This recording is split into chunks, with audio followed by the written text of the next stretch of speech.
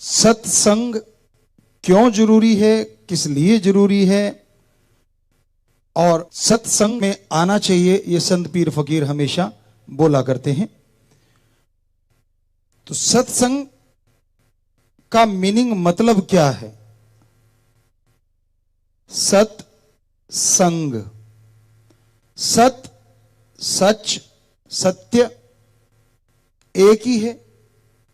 ओम हरि अल्लाह Waheguru God खुदा राम। उसके अलावा दुनिया की हर शय बदल जाती है, हर चीज बदल जाती है, पर भगवान ओम हरि अल्लाह वाहिगुरु राम ना कभी बदला था, ना कभी बदला है और ना कभी बदलेगा। वो सच था, सच है और सच ही रहेगा। तो हर समय, हर पल, हर जगह वो मौजूद है।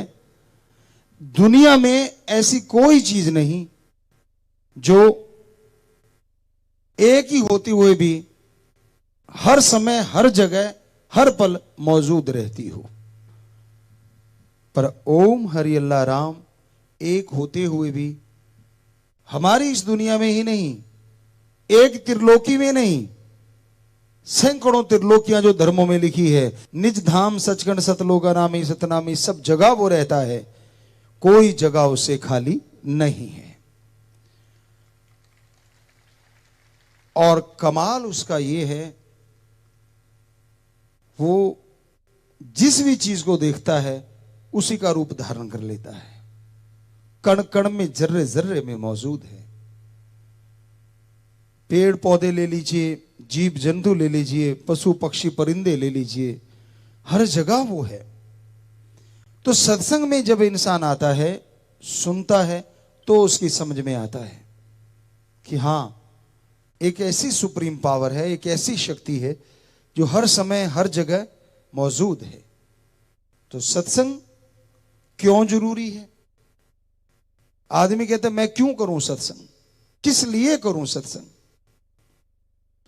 क्या आप जानते हैं कि आप कितनी शक्तियों के धनी हैं?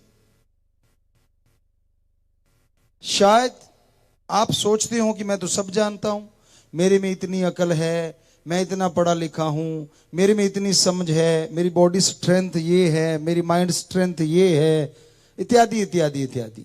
तो आप सोचें कि मेरे को तो सारा पता है। जी नहीं, ये तो 100% में 1-2% ही आपको पता है। यहां तक साइंटिस्टों की बात करें, वो भी कह रहे हैं हम तो इंसानी शरीर को 10 से 15% ही पढ़ पाए हैं।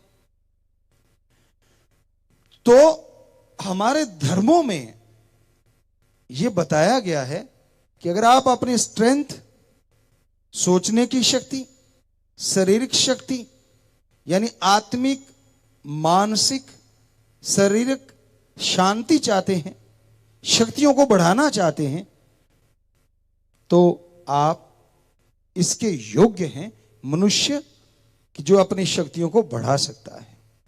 पर कैसे? क्योंकि वो शक्तियां आपके अंदर हैं। और बढ़ाने के लिए एक स्कूल, कॉलेज अगर कोई है तो वो सत्संग है। यहां बताया जाता है वो मेथड, वो युक्ति, वो तरीका जिसको अपना के आप अपनी इन शक्तियों को अपने अंदर से हासिल कर सकते हैं। अच्छा खाना बनाना हो तो अच्छा शेफ, रसोईया, महाराज भी कहते हैं राजस्थान साइड में, तो उससे आप टिप्स लेंगे तो और अच्छी रसोई बना लेंगे। आप जितनों के संपर्क में आएंगे उतना ही आप नई नई चीजें सीखते जाएंगे। हर क्षेत्र में ये अनुभव जरूरी है। बहुत सारी चीजें होती हैं जो आप पढ़ लिख के अपने दिमाग के ज्ञान से सीखते हैं, पर एक चीज उम्र होती है जो आपको बहुत कुछ सिखाती है, तजुर्बा होता है जो आपको बहुत कुछ सिखाता है।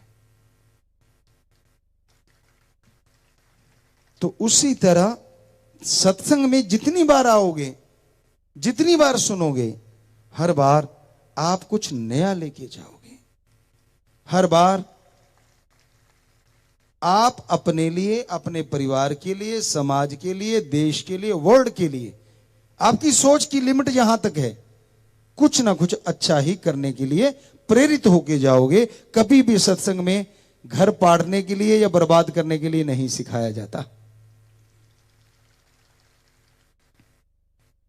आज सत्संग को अगर छोड़ दें, संतों को छोड़ दें, सच्चे संत, बाकी समाज में ज्यादातर लोग दुखी हैं। और दुख का कारण जब आप सुनोगे, हैरान भी होगे और मानोगे भी, स्वीकार भी करोगे। अपने दुख से दुखी बहुत कम लोग हैं, दूसरा सुखी ज्यादा क्यों है, इससे दुखी बहुत मिल जाएंगे। यार मेरे पास स्कूटर, ये कार ले गया, धुआं मुंह पे मार गया, मरता क्यों नहीं है? ये नहीं कहता कि मुझे भी कार मिल जाए। वो बर्बाद क्यों नहीं होता? भाई क्या मिलेगा तुझे ऐसा करने से? अपने लिए अच्छा मांग। तो हमने इसमें भजनों की भी रचना करी है। नए जो भजन आपको बोलते हैं कि बहुत सारे 800 के करीब हमने भजन बनाए, गुरुजी की कृपा से, बेपरवाह जी ने रहमो करम किया, उन्होंने बनवाए, उन्होंने बनाए। तो उनमें ऐसा भी भजन है कि आज आदमी दुखी ज्यादा इसलिए क्योंकि दूसरा सुखी क्यों है। लेकिन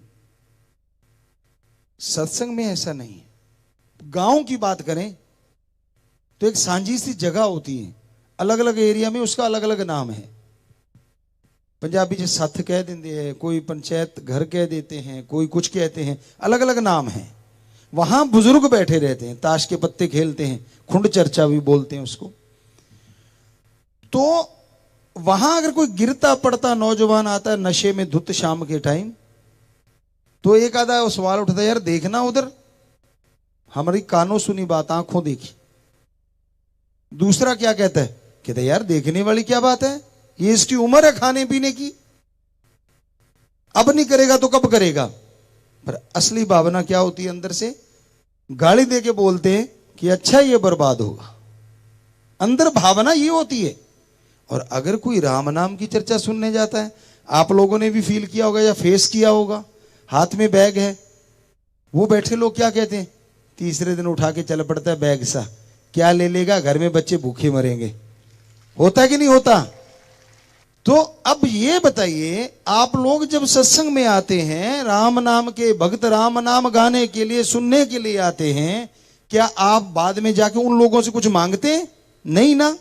तो उनको तकलीफ क्यों हो रही है कि ये तीसरे के दिन क्यों चल पड़ते हैं, इतने इतने लोग क्यों इकट्ठे हो जाते हैं? उनको तकलीफ इसलिए होती है कि ये तो यार आबाद होते जा रहे हैं, दिनों दिन तरक्की करते जा रहे हैं, इनके घरों में तो बरकतों के ढेर लग रहे हैं। तो आपको वहीं पे आ गई बात, दूसरों को सुखी देख के ज्यादा लोग दुखी रहते हैं और फिर कोशिश करते हैं कोई चिंगारी लगाने की, भाई को भाई से लड़ा दें, बेटे को बाप से लड़ा दें। बड़े मास्टर बैठे हैं जी, उस्ताद बैठे हैं, पता ही नहीं चलने देते, ऐसी ऐसी बातें सुनाते हैं। तो इस पे एक आपको बात सुनाया करते थे, वो बात ख्याल में आ गई। एक संत किसी गांव में आए और उसकी एक सज्जन सेवा करने लग गए। वो सज्जन जो सेवा करते थे, संतों ने उसे पूरा पढ़ लिया। अब सेवा ही इतनी करी उन्होंने, साथ संगत आती, उनकी चाय बना के देना, लोग तब थोड़े आते थे, 5-10 आ गए, उनको खाना बना के देना, संतों के लिए भी खाना दे दिया। अब सेवा करता रहा वो, सेवा भावना जबरदस्त। टाइम हुआ तो संत कहने लगे, भाई हम तो जा रहे हैं अब और नगर के लिए, पर आपने बहुत सेवा की, बोलो आपको क्या वरदान दें। मां के बेटे ने एक बार भी ना नहीं करी। आमतौर पे ये अपने सभ्यता है कि एक बार अगर कोई चाय भी कहे ना कि यार चाय पी ले, तो आगे से कह देते नहीं। और कई जगह हमने देखा है, सामने वाले कह चाय ले आई, नहीं, अच्छा ठीक है, दूसरी बार पूछते ही नहीं। आप लोग कहीं ना कहीं देखा होगा, हमने देखा है जी, बिल्कुल देखा है, एहसास किया है। और कई ऐसे होते हैं पूछते ही नहीं। अब पूछना क्या है, कोई मेहमान आया है, हमारे तो धर्मों में लिखा है मेहमान तो एक तरह से भगवान की तरह होते हैं। भाई आए हैं तो मतलब सत्कार करने के लिए, वो भगवान नहीं बन जाते। मतलब इसलिए कहा गया था हमारे पाक पवित्र वेदों में कि भाई सत्कार करना, इज्जत करनी आए हुए की। तो ऑब्वियसली पता ही है कि भी चाय लानी है तो वो पहले ले आते हैं, पूछने वाले में डाउट होता है। तो इसलिए उसने सीधा ही कह दिया, क्योंकि वो तो पता नहीं संत मुकर ही ना जाए। कहते क्या चाहिए बोल बेटा। कहता जी ऐसा कोई मंत्र दे दो जो मैं चाहूं वो मिल जाए। अब कितनी बड़ी चीज मांग ली। संत मुस्कुराए, जानते थे ये तो बड़ा ईर्ष्यालु है, गड़बड़ हो जाएगी, अगर ये ऐसा करता रहा तो इसने किसी को जीने नहीं देना। कहने लगे बेटा याद रखना दो बातें। पहली बात, जो तू मांगेगा तेरे पड़ोसी के दुगना आएगा, क्या तुझे मंजूर? कहता जी मंजूर है। दूसरी बात, किसी का शारीरिक नुकसान करेगा तो तेरा हो जाएगा, किसी दूसरे का नहीं होगा। कहता जी मैं क्यों करूंगा? ठीक है जी, दोनों मंजूर है शर्तें। कहते ठीक है फिर ये ले मंत्र। मंत्र दे दिया जी। अब घर में आया बड़ा खुश खुश, गिनती करी कितने परिवार के मेरे 4-5 जितने भी थे, मंत्र का किया जाप। कहता आने दो 36 प्रकार का भोजन सबके लिए। अब थालियां आ गई जी झट से। अभी वो कौड़ तोड़ के मुंह में डालने लगा था, घर साइड वाले घर में शोर मच गया। तो उसने उस दीवार के ऊपर से देखा कि चक्कर क्या है, बरामदे से होते थे खुले, वो देखा उसके 4 आई हुए, उधर 8 थालियां आई हुई। पिस्सू तो पड़ने शुरू हो गए। जो सेवा करता मैं मर गया, ये बैठे बिठाए डबल ले रहे हैं। कोई नहीं, चलो भूख लगी थी खाना खाया, खाना तो स्वादिष्ट होना ही था, अब गए भी रूहानी खाना था। बहुत खुश हुआ, सारा परिवार खुश हो गया। तो तब बैलों से खेती करते थे। कहता जी ऐसा है, मैं चलाता हूं, मेरा बेटा चलाता है, तो हमारे 2 नगौरी बैलों की जोड़ियां आ जानी चाहिए। अब वो खाना खा के बाहर निकला, देखा खूंटे पे 4 बैल खड़े पूरे गजब के। बड़ा खुश हुआ। अभी आप जाके हाथ ही रखा था, देखा पड़ोसियों पे शोर मच गया।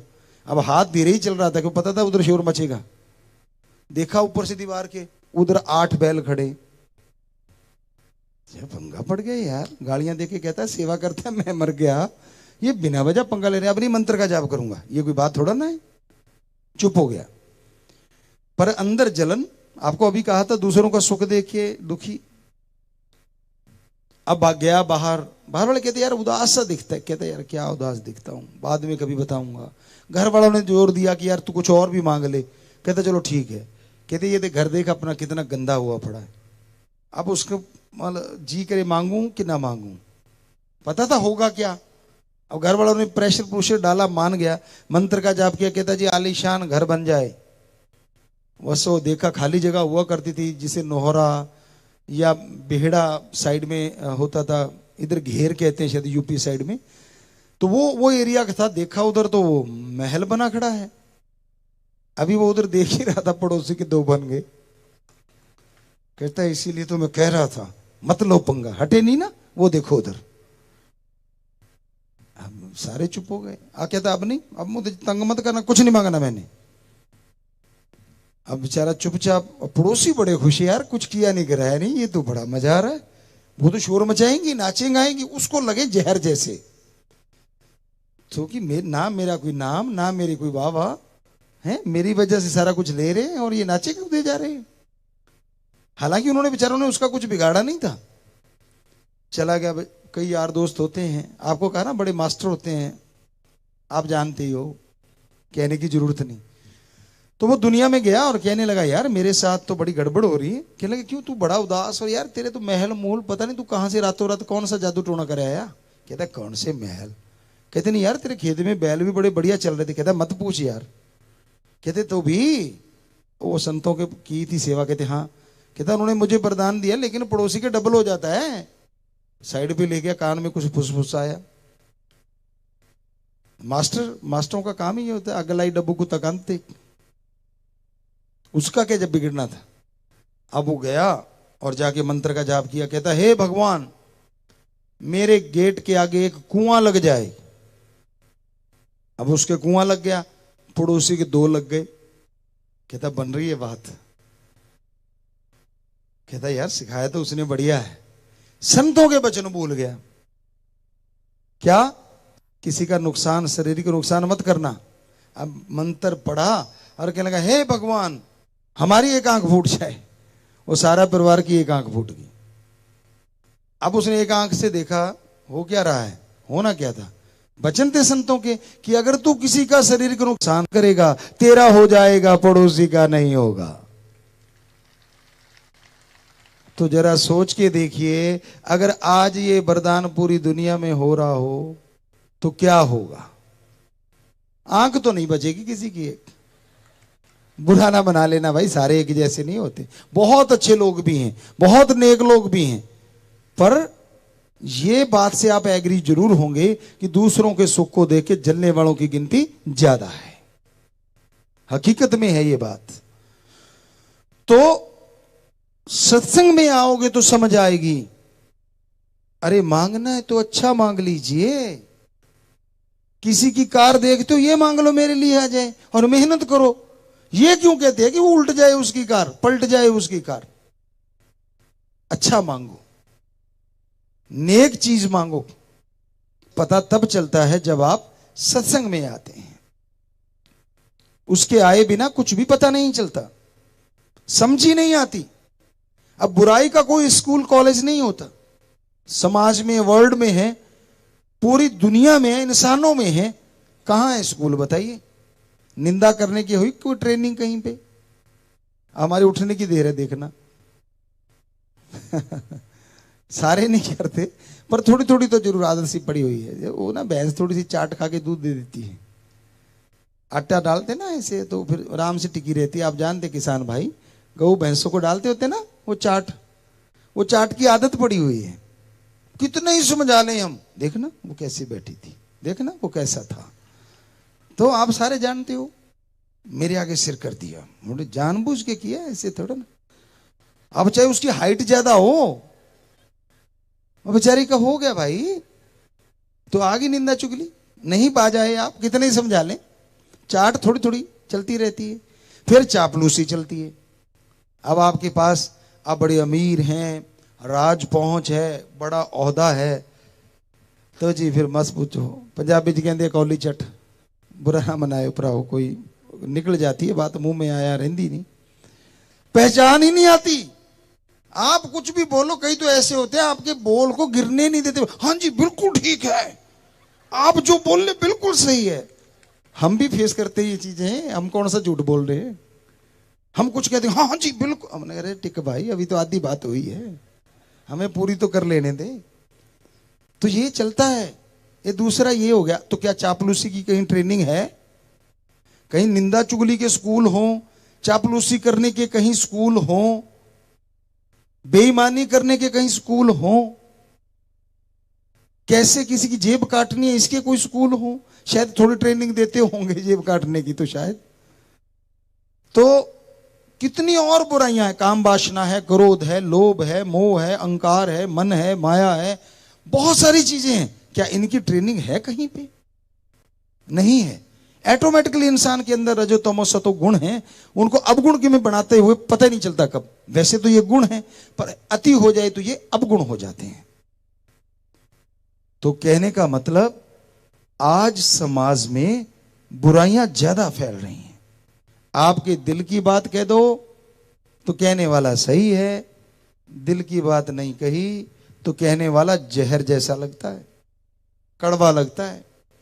पर संत क्या करें, उनका तो काम ही सच बोलना होता है। चाहे कोई कुछ भी कहे, कुछ भी तसीहे दे दे, सच बोलने से संत ना बाज आए थे, ना आए हैं और ना कभी आएंगे। संत ही झूठ बोलेगा तो यकीन किस पे करेगा आम आदमी?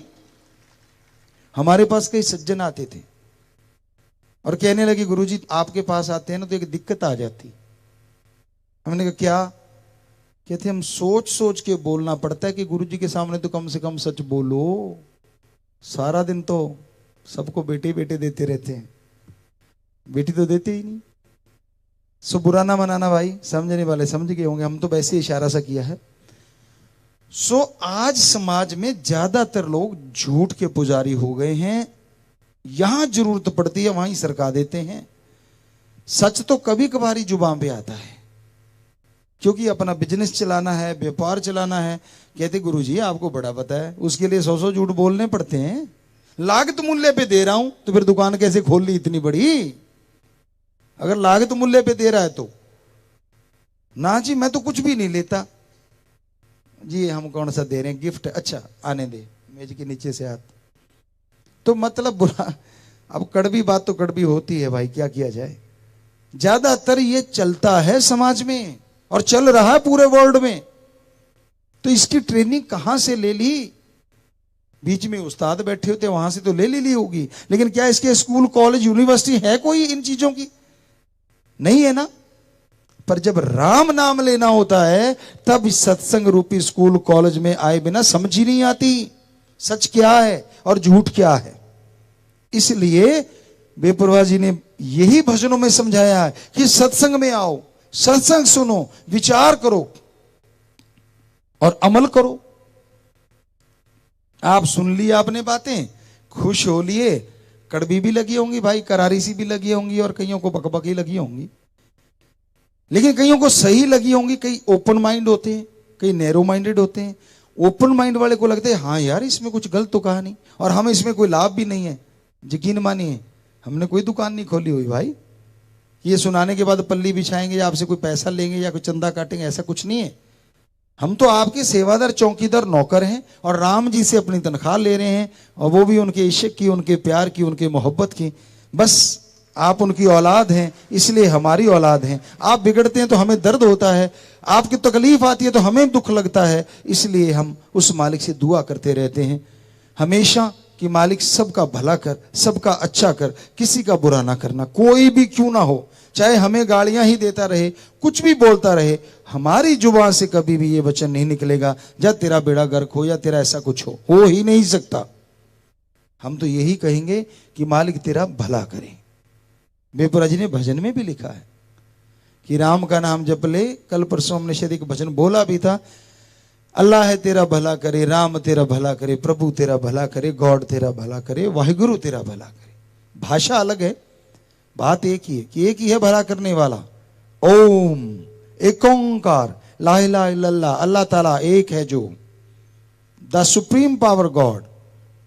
सो एक ओंकार, तो कहने का मतलब वो एक शक्ति, एक ताकत है, उसका नाम लीजिए, वो आपका भला करेगी, वो आपको स्ट्रेंथ देगी, विल पावर देगी, शक्ति देगी, जिसके द्वारा आप बुलंदियों को छू सकेंगे हर अच्छे नेक काम में, हर भले काम में। पर वो आपकी सोच फैमिली तक सीमित है तो उनमें आपको तरक्की, थोड़ा सा बढ़ गए समाज तक आ गए, वहां की तरक्की के लिए कुछ ना कुछ आइडियाज आते रहेंगे, और बड़े हो गए तो देश की